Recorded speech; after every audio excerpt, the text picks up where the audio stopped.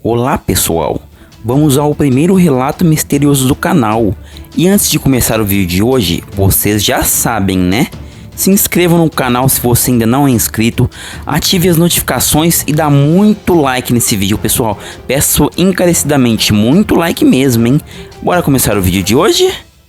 Esse vídeo foi feito com base em pesquisas, e nesse caso eu usei o livro Holocausto Brasileiro, da autora Daniela Arbex. O Holocausto Brasileiro ocorreu na cidade de Barbacena, no estado de Minas Gerais. O local foi fundado no ano de 1903 e com o objetivo de ser um hospital psiquiátrico, pois nessa época pouco se sabia sobre as doenças mentais, e esse hospital surgiu como um grande alívio para as famílias que queriam curar seus familiares. Isso, ao menos na teoria. A procura por uma vaga era imensa, pois o local começou a receber pessoas de diversas cidades do Brasil, e uma grande contradição começou a acontecer no hospital, pois o local que prometia cura para as doenças mentais começou a receber qualquer pessoa que ameaçasse a ordem pública, dentre elas mães solteiras, alcoólatras, negros e até mesmo mulheres que perderam virgindade antes do casamento, uma verdadeira limpeza social.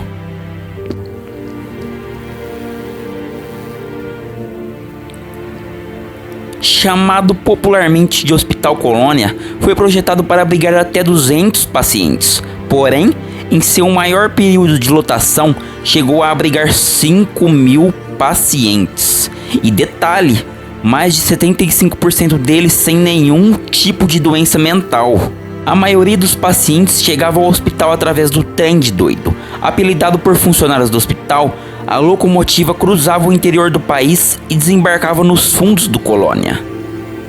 Os recém-chegados à estação do Colônia eram levados para o setor de triagem. Lá, os novatos viam-se separados por sexo, idade e características físicas. Eram obrigados a entregar seus pertences e todos passavam pelo banho coletivo, muitas vezes um banho gelado. Os homens tinham ainda o cabelo raspado, de maneira semelhante à dos prisioneiros de guerra. Após a sessão de desinfecção, o grupo recebeu o famoso azulão, um uniforme azul de brim.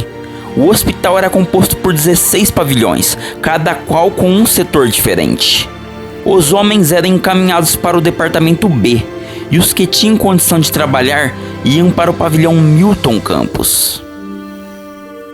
As mulheres andavam em silêncio na direção do departamento A, conhecido como assistência. Sem documentos, muitos dos pacientes do Colônia eram rebatizados pelos funcionários, ou seja, perdiam o seu nome de nascimento, sua história e sua dignidade. A maioria das mulheres vinham de família rica, muitas eram filhas de fazendeiros, e elas, na maioria do tempo, andavam nu pelo Colônia. E no hospital haviam vários castigos para os pacientes que se rebelavam.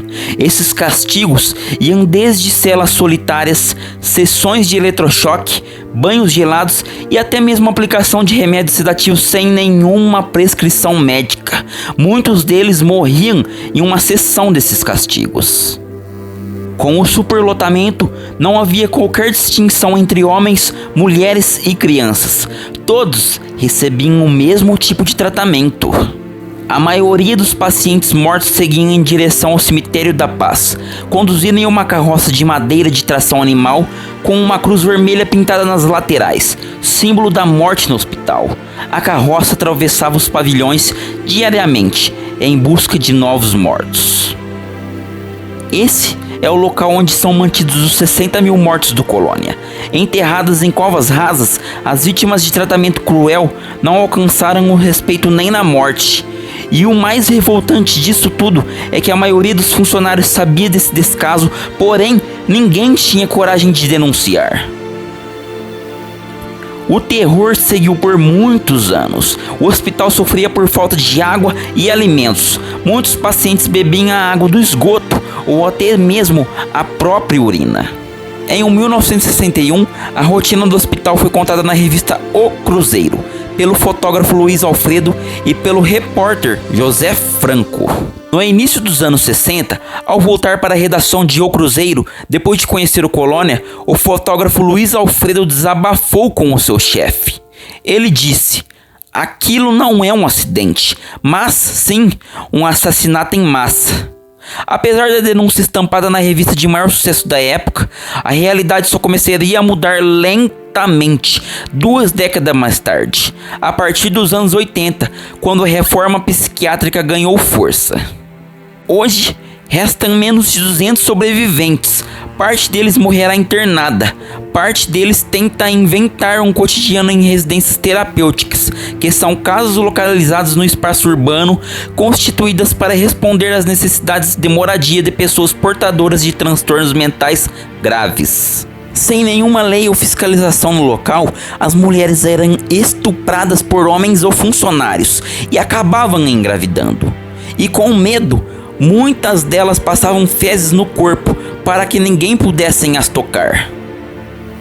Nos períodos de maior lotação, 16 pessoas morriam a cada dia e, ao morrer, davam lucro. Entre 1969 e 1980, 1.853 corpos de pacientes do manicômio foram vendidos para 17 faculdades de medicina do país, sem que ninguém questionasse. Quando houve excesso de cadáveres, o mercado encolheu e os corpos foram decompostos em ácidos no pátio do Colônia, na frente dos próprios pacientes, para que as ossadas pudessem ser comercializadas. No ano de 1996, uma das piores alas do hospício virou um museu, o Museu da Loucura. O museu abriga diversos instrumentos usados na colônia, dentre eles o instrumento para realizar lobotomia, cirurgia a qual era retirada diversas partes dos cérebros dos pacientes. Hoje, o Hospital Colônia virou hospital regional e chama-se Centro Hospitalar Psiquiátrico de Barbacena. Em resumo, o que era para ser um local de tratamento e conforto se tornou um verdadeiro inferno na vida dos pacientes. E o que mais choca nessa história é que a maioria dos brasileiros desconhecem essa história.